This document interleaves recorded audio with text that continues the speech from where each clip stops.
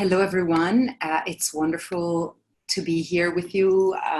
Thank you, Emily, for doing a fantastic job with this bio, which is a mouthful. So I'm really excited to be here. I'm deeply honored to be in the Zoom meeting with you, alumni of this wonderful school. And I have prepared this PowerPoint, which I will be able and happy to share with you after this webinar, so that we can have a 20 minutes introduction on the main concepts and research on sound healing for optimal health, after which we will practice some of what we have discussed in the theory.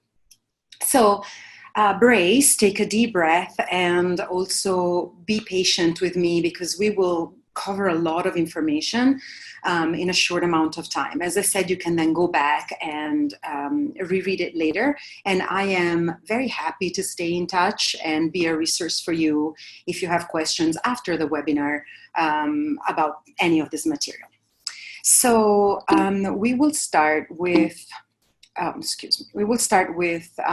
this first question, right? Because sound healing for optimal health. What do we mean by optimal health?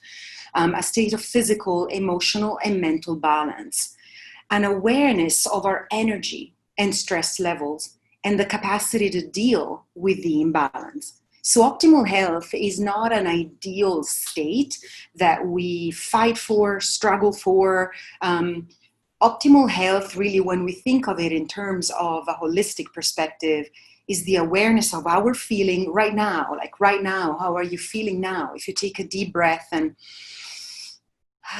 scan the body, just having enough patience to dwell in your own self to feel, how are you feeling?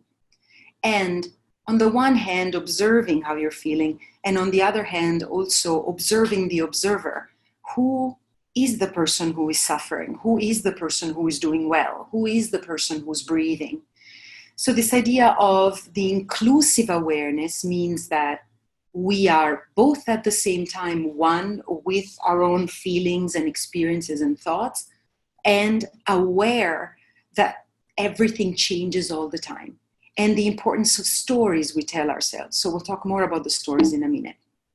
But healing, what does healing mean, right? Sound healing. Healing comes originally from Sanskrit. You see at the bottom here, kailo, whole, that then traveled into Proto-Germanic and then into Old English and then into current English. So healing, health, whole, holistic, all of these come from the Indo-European, which means Sanskrit, to be whole. So healing means to feel whole, which also refers back to the optimal health, healing health. What to feel whole means to be aware and to accept and also develop the skills to change what we can change in our state of health. Okay, so sound healing means to make or feel whole, to make ourselves whole or to feel whole through the use of sound.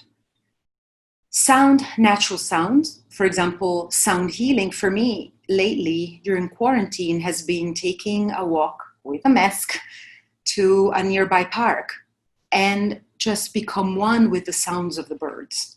That's sound healing too. So it's natural and human-made sounds. And then using sound to bring awareness. So through the vibration of our voice, we bring awareness to where in our bodies we feel stuck. So we'll practice that. Difference between sound healing and music therapy, although they're becoming closer and closer. First of all, music therapy requires a certification, like yoga therapy, for example. Sound healing you can get a certification that doesn't have to be necessarily approved by a national association. But more importantly, in the method, they differ because music therapy often relies on songs and stories. So it works more on the level of beliefs and identity at the level of storytelling. Like I listen to a song and I remember something, or I associate this song or this piece of classical music or jazz or musics from other countries and cultures to a moment of joy, a moment of trauma, etc. Sound healing very rarely relies on words and stories. It uses pure sounds, like, for example, the sound of a bowl, just like that, or the sound of tuning forks, or the sound of the voice outside of verbal language. Why do we need sound healing? Because we need to manage stress.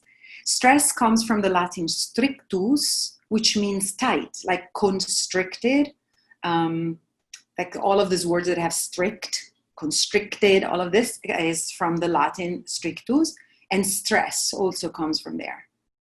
We really can associate the feeling of stress with a feeling of being constricted, right? Because oftentimes when we are stressed, we experience high blood pressure, gain or loss of weight, heart conditions that come from, an accelerated heartbeat over long periods of time, depression, anxiety, social isolation, chronic fatigue. There's so many of the effects of stress, but sound healing helps, and we will see why and how. I'm gonna go kind of fast over this, but you're welcome to come back. I just wanted to bring in a little bit of a current research on how during the last few months during COVID, the level of stress and related isolation, depression, anxiety has increased. So I'm using the American Psychological Association because they did the latest research that I have found between April 24th and May 4th of this current month. And they showed that 7 Americans out of 10 of all social, ethnic, religious backgrounds suffered an increased amount of stress. And so you can see here, because of the economy and because of work-related problems, there has been a pretty major increase in the stress level. 70% of the population feels an increase of stress, and particularly parent versus non-parent. Clearly you have more of, I would also add to this, although I didn't add it here, it's not just the person being a parent of young children, but also the person taking care of the elder. So they're both increasing quite a bit. And, these are all some of the reasons why people are stressed, a family member getting COVID, the government response, etc. And then on the right, you can see the basic needs. And within this research, actually, it's important to mention that LGBTQIA population has the least amount of access, and particularly communities of color in the LGBTQIA communities have the least amount of basic needs, and therefore related anxiety, depression, and suicidal tendencies currently. So that's that. So, you probably experience an increase of stress in your life right now, or have experienced it, or know someone who has experienced it, or know someone who knows someone. So knowing how to use breathing and how to use sound healing can help you, and can help you once you know the basic tools that we'll share today. You're going to be able to help people help other people. So it's very important to me, obviously. So how do we use our voice in sound healing? Well, first of all, our voice is the mirror of our soul. I mean, they say the eyes are the mirror. I would agree, but the voice too. And I don't know if you have noticed when you hear yourself recorded on a voicemail, or I don't know, some voice message, or in a conference, right? And you hear it back. And I would say that 85% of people I work with do not want to hear their voices. Even trained actors, right? I work in the theater school, I teach there, and you would be surprised that a lot of my students who are fantastic trained actors still have some resistance in listening to their own voices. Why? Because our voices do not lie. They do not lie. They are a sonic essence, right? Because you can grab them. You can't really capture them necessarily. But every time we speak, our physical, emotional, and mental energies are contained in our voices. By the same token, by becoming aware and listening to our voices and learning how to manage the power of our voices on the vehicle of breath, you can influence your physical, emotional, and mental health. Okay, so they go both ways. So what we're going to do today, and what I would like to experience with you, is that you can use the voice to scan the body. The voice is coming from, the beating, the gentle and very clearly designed beating of the vocal cords with each other, against each other, to create a sound. This sound, which we perceive as a voice outside of us, while it travels outside of us through the breath, it also travels inside of us as vibration.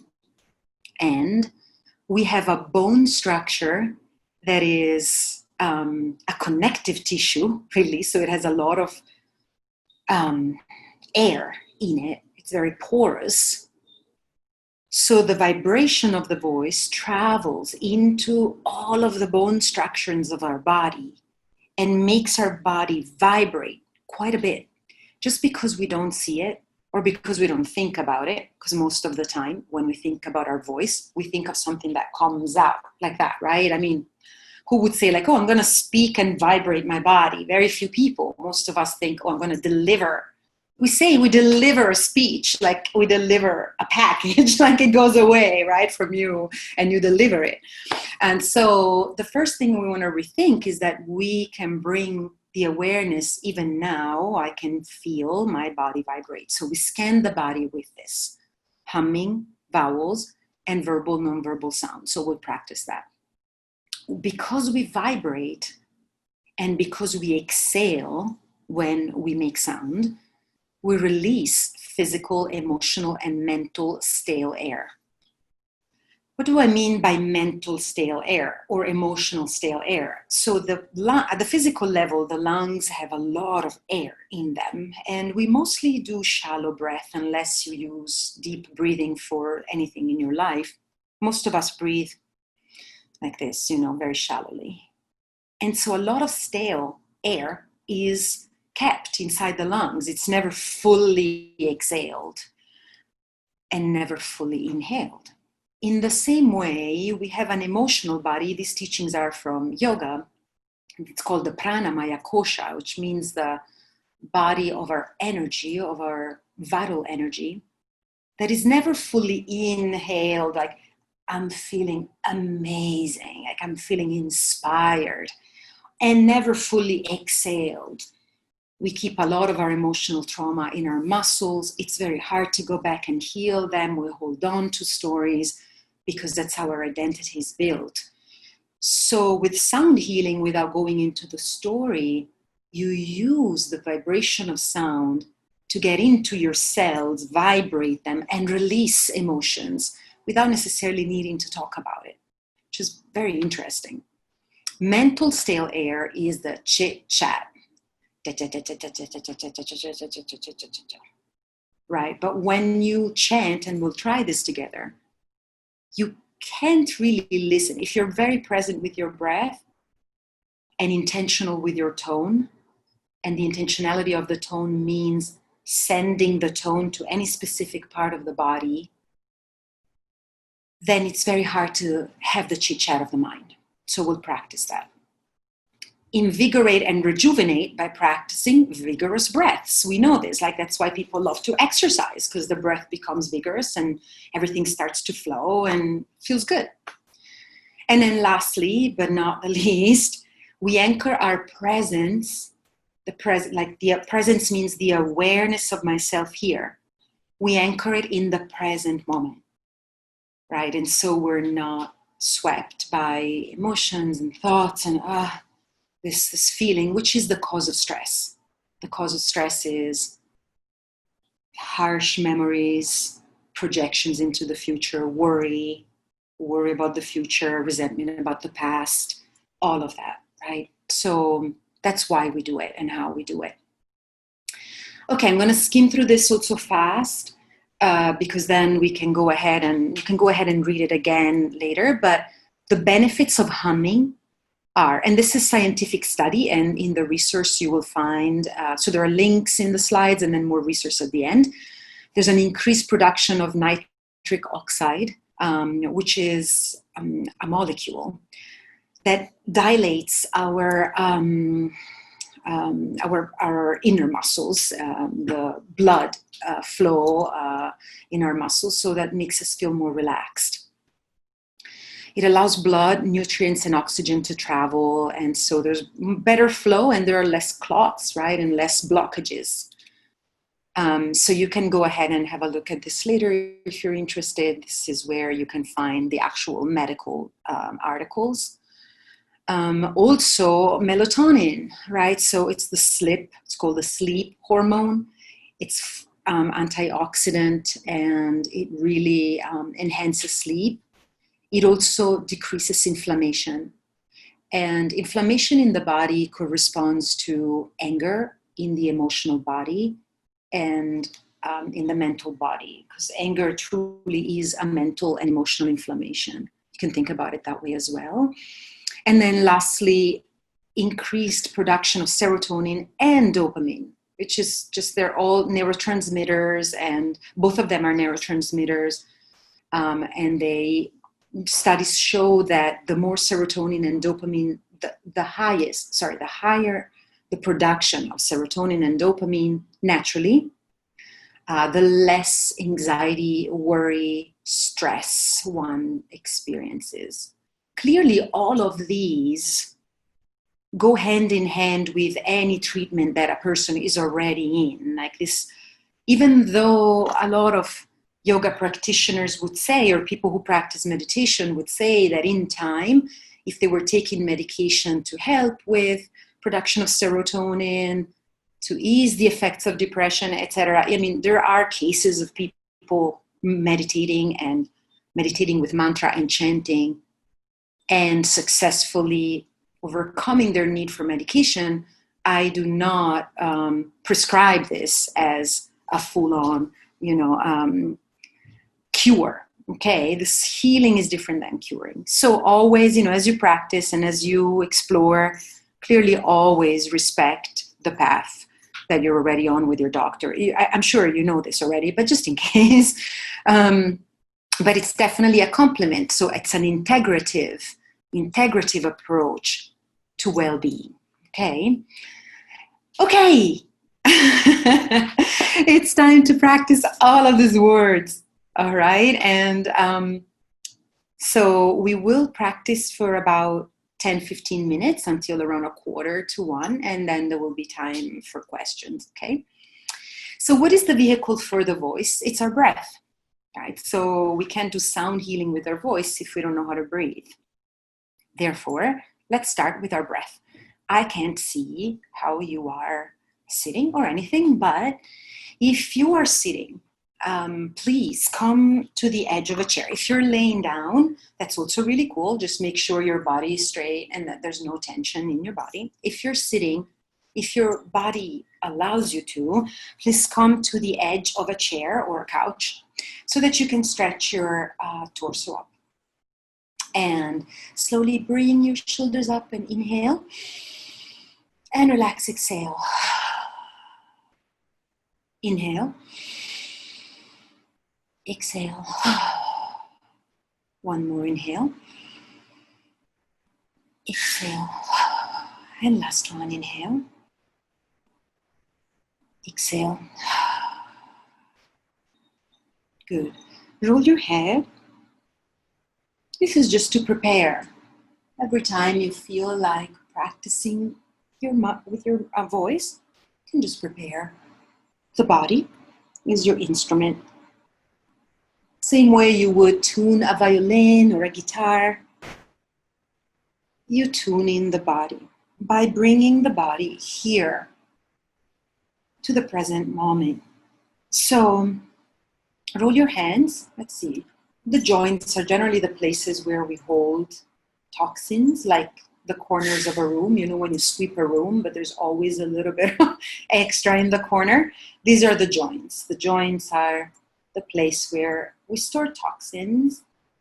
So we want to roll our hands and breathe. Good, and then roll your elbows and modify any of these as you see fit. Good, breathe. Good, and then if you can, breathe in and lift your arms. Breathe out. One more, breathe in. Breathe out. And last one, breathe in. And breathe out. Good. Open your eyes again and look at the slide for one moment. It says, when do you breathe? Always. Pardon me, there's some stuff going on outside of the window. But when do we breathe? Always. We breathe 26,000 times a day. 26,000 times a day. So if you slow your breath and use it as a tool to regain presence, you do that 26,000 times a day, you will notice a difference. Okay? Who are you when you breathe? These are actually questions that after this webinar, please go back and just take a moment to even jot down some ideas. Who are you when you breathe? Are you able, or can you from now on associate breathing patterns with emotions? Oh, whenever I feel stressed, I breathe like that and I feel like that. Oh, when I'm super excited, I breathe like that and I feel like that. Slowly getting control of your breath. How do we breathe? The question I always get asked is, how am I breathing? How do you meditate? How do you breathe? Great. So let's place our hands right here. So if you find your sternum, then go down and you find the floating ribs, which are the ribs that float. They're more supple. And then place your hands here. The full hand, right? Touch your body here. Breathe out. Breathe in all the way in there. Breathe out. Breathe in all the way down in there. Lower section of the lungs. Breathe out. And again, breathe in. And breathe out. Breathe in through the nose if you can. And out the mouth. And one more, breathe in. And breathe out. Good. If you would like, later you can also practice with the sides here.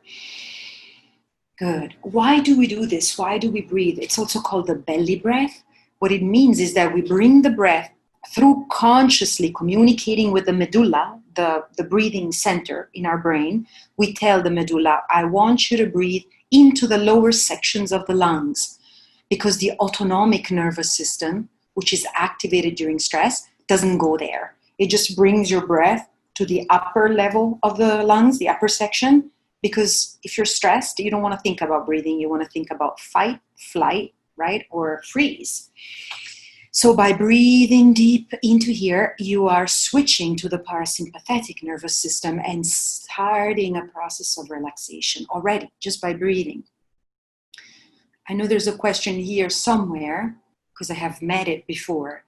I can't do this. I feel super anxious. I can't breathe. Every time I start breathing like this, I feel like I panic. I feel like something is stuck in my throat. Yes, it's normal, which doesn't mean it's comfortable, but it's normal. If you're used to a lot of stress, whether it's from a memory, a projection, or something actually real in your life, the brain doesn't distinguish between the three, by the way. So if you're dealing with stress all the time or feel stressed all the time, the nervous system will not want to switch to the parasympathetic nervous system. It will not want you to do that because you're in a fight or flight.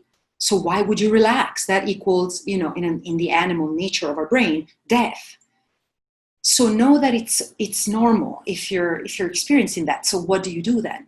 So then you just go with ease, right? You place a hand on yourself, like this means we're okay, right? The nervous system feels this and it's like, oh, okay, well, okay. So then instead of taking huge long breaths, you take a breath of 2 counts, breathing in, breathing out, breathing in, breathing out. Then as soon as you feel like, oh, okay, I'm okay with that, maybe I can go a little longer. And that's how you build the switch from the sympathetic to the parasympathetic. Okay, so I hope this is clear enough to prepare for our humming. Okay, so deep belly breaths. All right. So later you will see, because I'm going to ask you to close your eyes, but I want to show you what's coming next in me guiding you. So we're going to do the belly breaths, and then we're going to practice the humming seamlessly. So I'm going to stop talking and just guiding you. But one thing is that the reason why I bring this up is that when you hum, so humming is this, okay?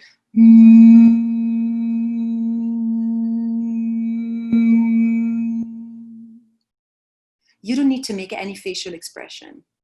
This is important. Otherwise, you're going to stress out, which is counterproductive. So just stay relaxed.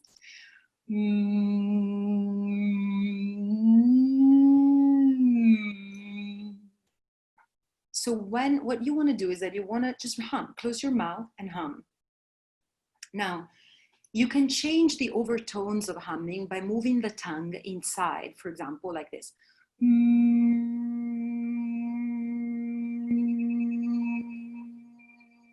This is just the mouth that travels inside, okay? You don't need to do that. That's extra thinking. So just hum and do 1 tone per out breath. So don't go like, because that's also going to make you hyperactive. In order to relax, you just want to breathe in an expansive way, this way, not that way, like, but more like, and then hum. So we're going to do this continuously. Some people have a long capacity for in breaths and out breaths, so they will go longer, including myself. And some people will go shorter. Do not worry, just breathe in and hum. Breathe in and hum. You will just hear me anyway. So, but don't wait for me to continue. I will go slowly at first and then stretch it out. I hope this is clear. And that's it. That's all. That's all. So let's go. You are welcome to close your eyes or to make them soft. And let's take a moment here to just feel the body here. Okay, so notice, let's scan the body first through the breath by taking a deep breath in and noticing the sounds in my space, construction, wind, neighbors, in your space.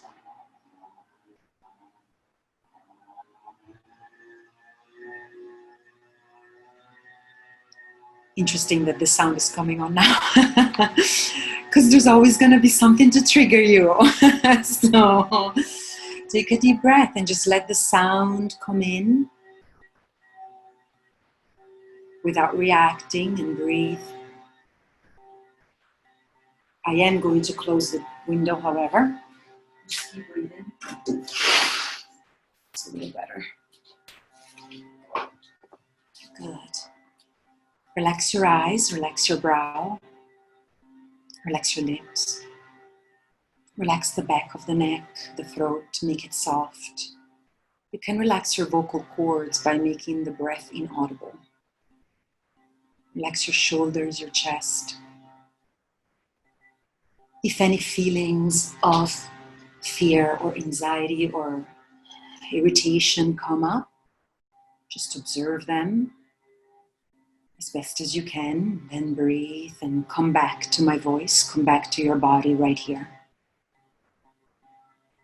Relax your shoulder blades, the area under the armpits. Relax your chest, the space between the ribs, by taking a deep breath in and stretching those intercostal muscles. Breathe all the way into the back of your heart. And with each out breath, release, let go, relax everything as best as you can. Relax your arms, the elbows, the forearms, the fingers.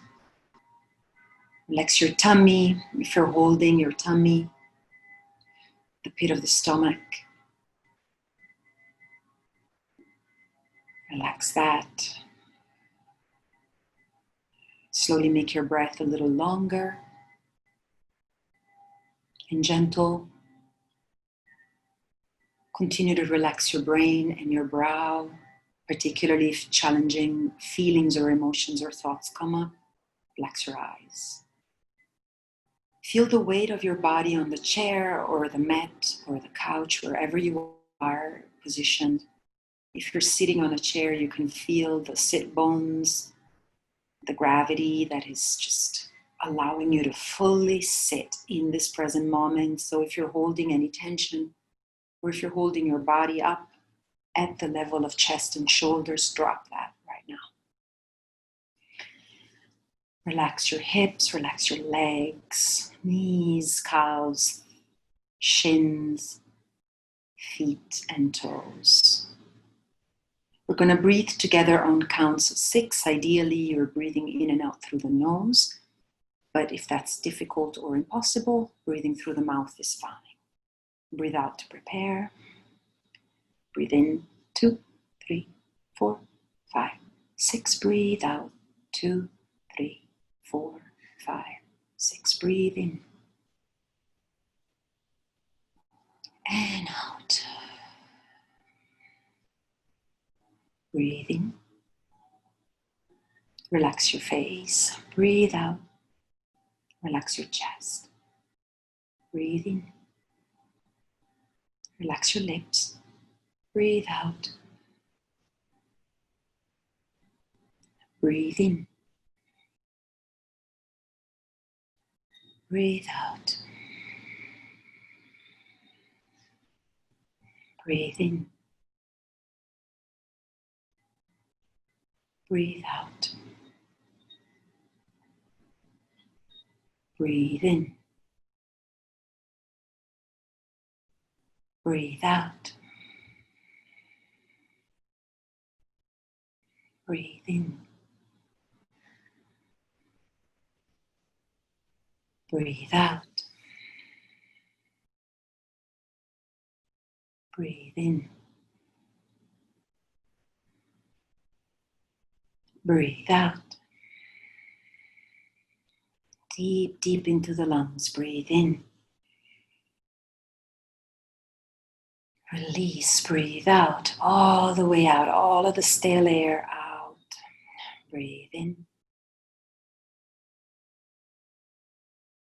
Breathe out. Good. Continue breathing like this, please. At your own speed and at your own depth. Scan the body. Notice if there's anywhere in the body that you're holding unnecessary tension. Relax without judgment. Continue to breathe.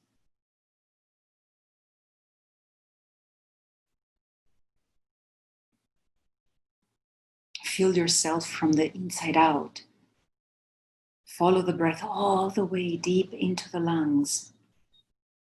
Follow it, feel it, travel into the nostrils, the throat, and the lungs until you lose it, and then breathe out. Follow it. Where do you start to perceive the breath? Is it in the throat? Is it at the cords here? How do you feel it in your lungs? Just be curious about it.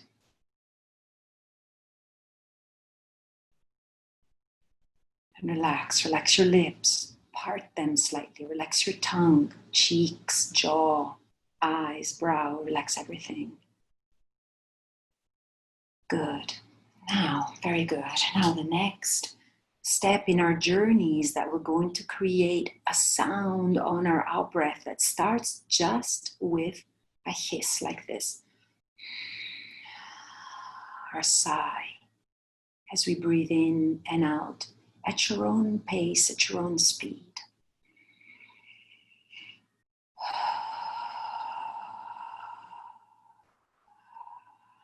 Use the breath to really get all of that stale air out and breathe in.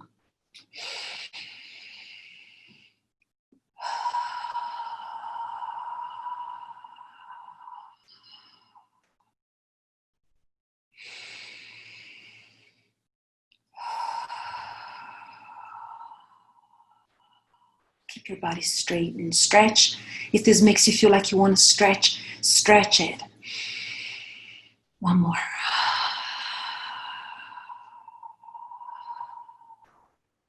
And next we're going to hum.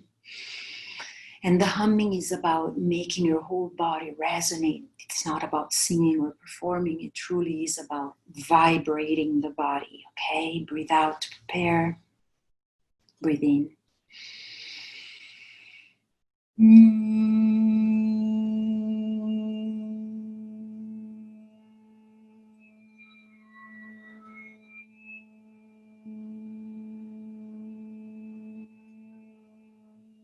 Continue to hum, relax your shoulders.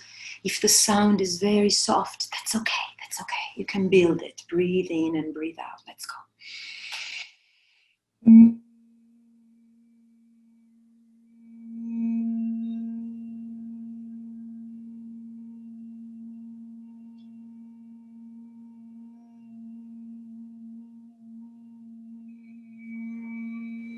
Stay relaxed, relax your lips.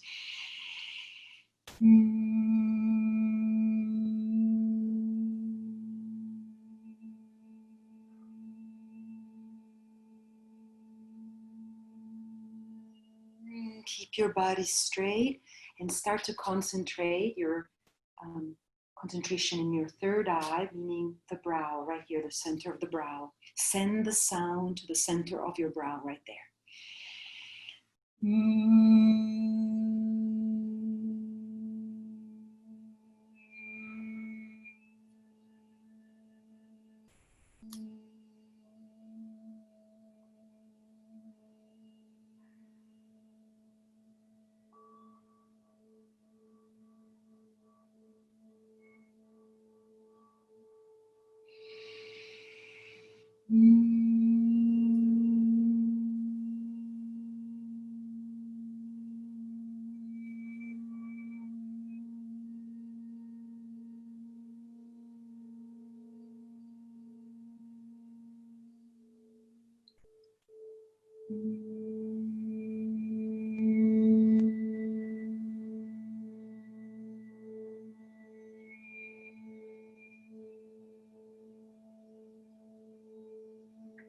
Let's go, you're doing great. Breathe out all the way and breathe in.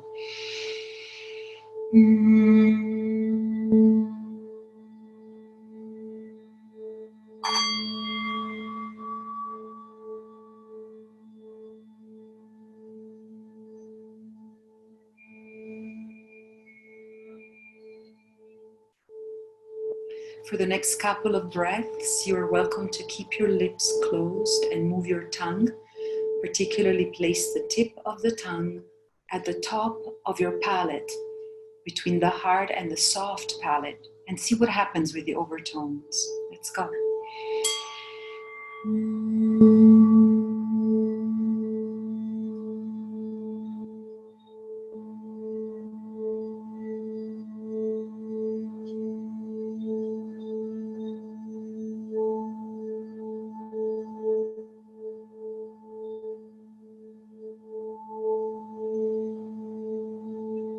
One more big breath.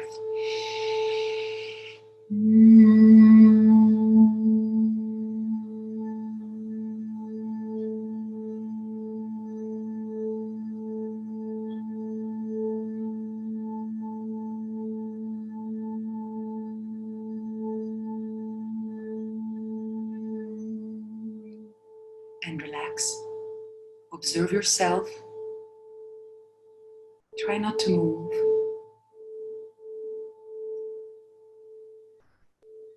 Just breathe. Witness yourself.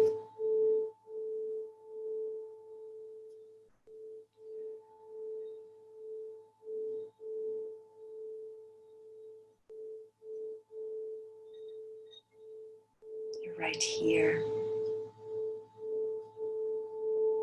There's nowhere to go, nothing to do. When you follow your breath and your voice, you are in the present moment, here and now. There is so much to discover in each breath. So much depth, complexity. Instead of letting your breath follow you, rushing from activity to activity, make your breath your honorable guest and lover, and let it lead you. Let it lead you with awareness and clarity and calm and self-care, self-love in each of your life's moments.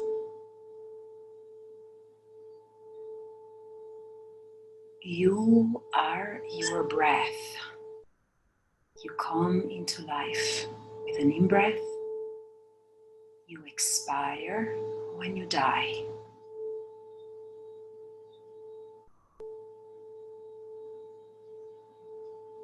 Your breath is who you are. How you breathe is who you are.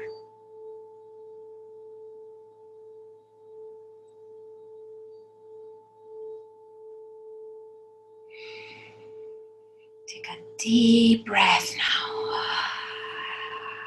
And slowly you can stretch, yawn. Shake your hands or shake your shoulders and slowly come back to this meeting. Good.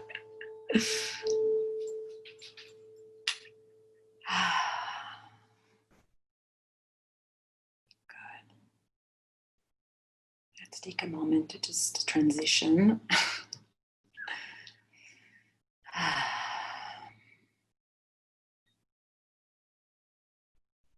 Good. So you will see at the end of the slides that there are some other resources here. Very selected. There's so much.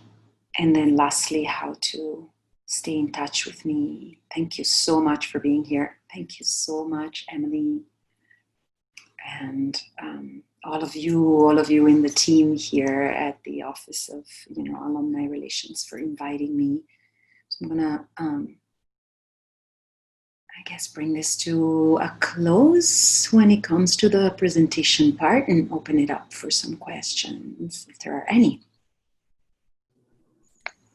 Absolutely. Well, thank you so much. On behalf of everyone in this meeting, it was certainly both very educational and just very calming and relaxing to watch you help everyone through this. So thank you. As we mentioned earlier, please feel free to submit your questions using the chat feature. Dr. Biagi will be on for the next few minutes and happy to answer them.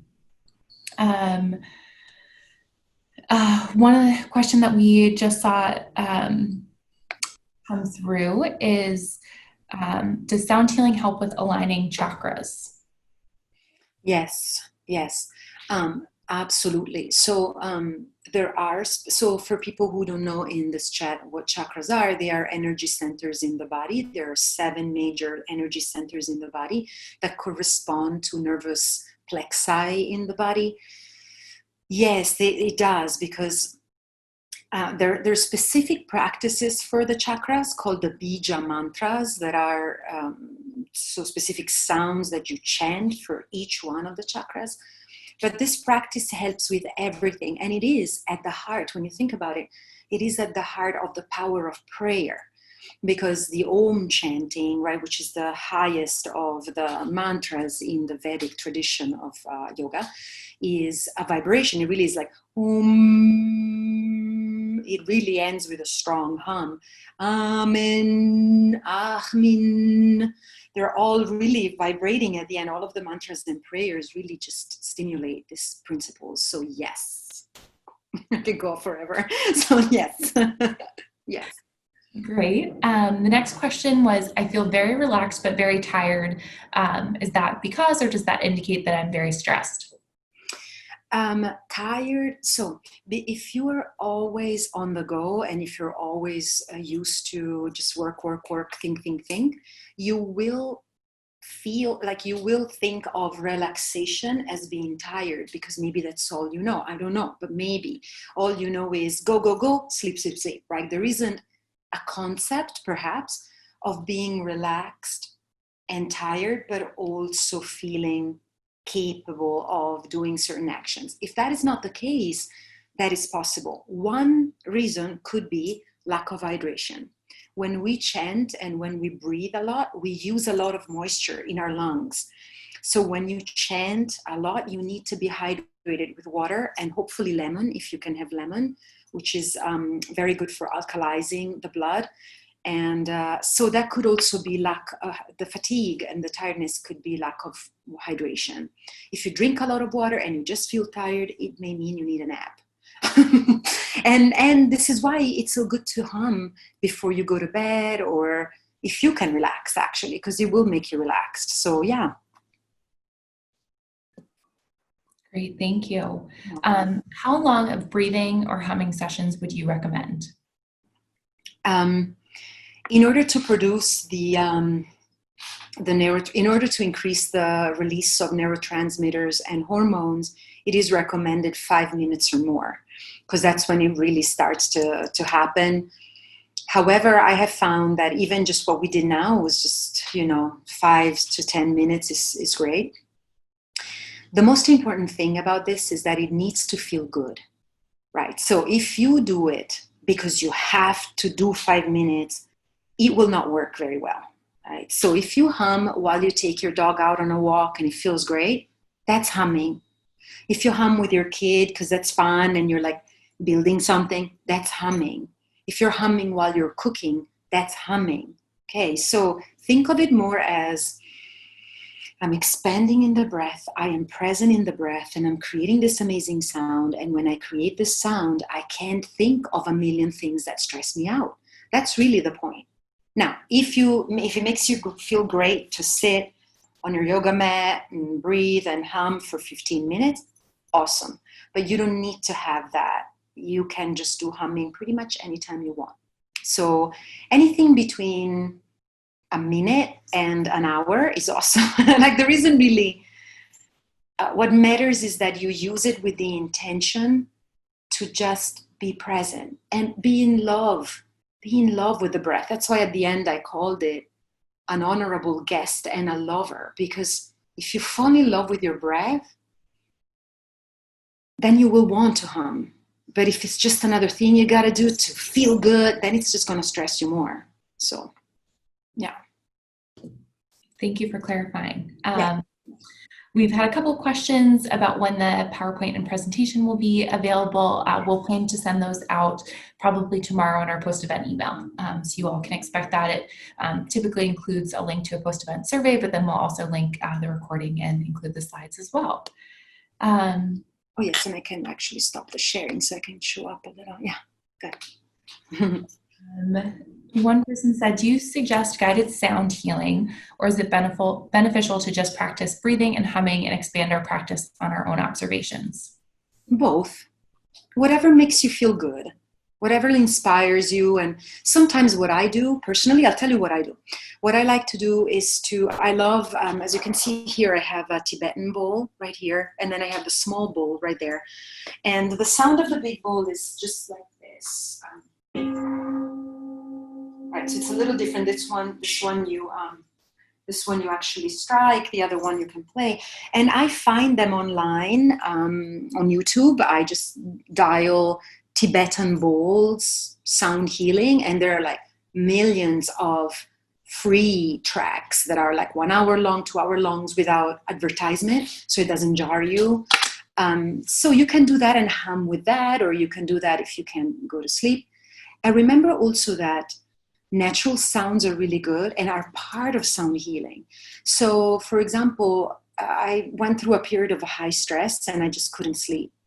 But I love the sound of birds. So I just found on YouTube sound of birds and waterfall. And I just found whatever felt good. And then I would play that and hum with that before going to bed. So just be playful and see what does it, like your intelligence, your intuitive intelligence knows. So see what feels good for you. Great, that's very helpful. One question we got was the mention of natural sounds, but it asked, do you have an opinion of MHZ therapy that person had personally found successful to recover from performance sports? I think MHZ is ultrasound. I don't know. I can't speak to that. I am so sorry. I don't know. Yeah. I would love to know more though. So if you want to put it in the chat, I'll do some research and get back to you, but I don't have experience with it. One person said some deep breathing techniques tell you to breathe in through your mouth. Can you comment on that?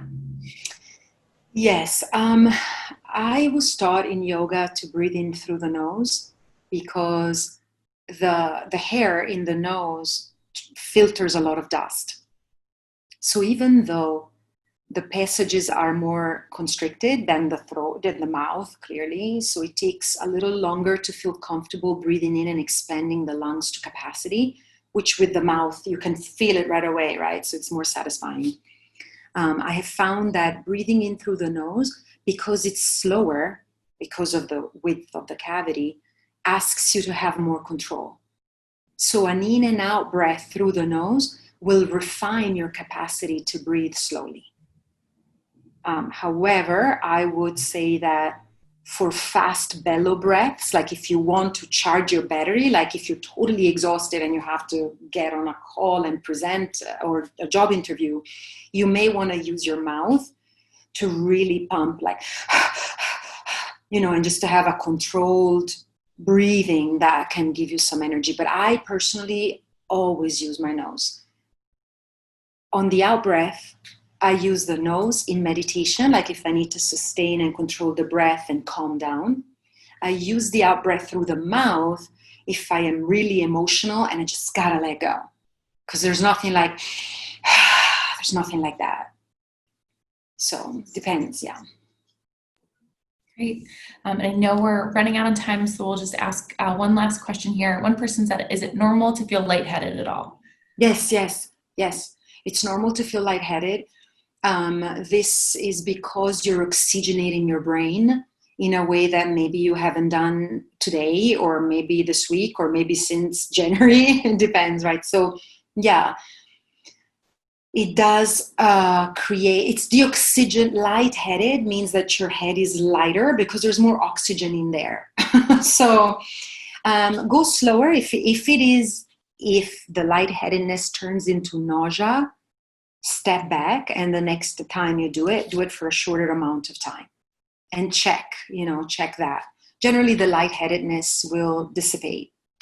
Lightheadedness also is in yoga the passageway through a complete state of bliss, which is not feeling the weight of being human. But just like it is a passage, so you have to just see, okay, well, it is a passage, but I'm going to pass out, or it is a passage, but I'm okay. I can relax, right? So check out for yourself and see which one it is. Great, thank you. And then the last question that we had in here was, what books do you recommend on chanting? I know you included a few different resources in those slides, which again, we'll share. Yes, we can share those. I remember just now that some of the books that are in there that can also be found as Kindle, The Humming Effect. Jonathan Goldman also has a lot of recordings online on YouTube for free. So and a lot of his website, and this is in the resources. So there's that. And then there's another book that I didn't include. Excuse me just a second. Here, this one. There's another book I didn't include. It's called Healing Mantras. And that's also a really good book. This is more if you want to know about the yoga tradition and how to chant the mantra in the Vedas, but for just sound without a specific spiritual connection with the Vedas, you can just use the humming effect. This is great. Great. Yeah. Awesome. Well, thank you again so much for taking the time to work with us all this afternoon. Yeah. Throughout the questions, there's also a number of comments about how much everyone enjoyed this webinar and how great you were and how terrific it was. So thank you. Thank you. Congratulations again on your award. We're also excited for you here at DePaul. And that'll wrap it up for us today, but thank you all for joining. Okay, thank you all so much for being here. Bye-bye.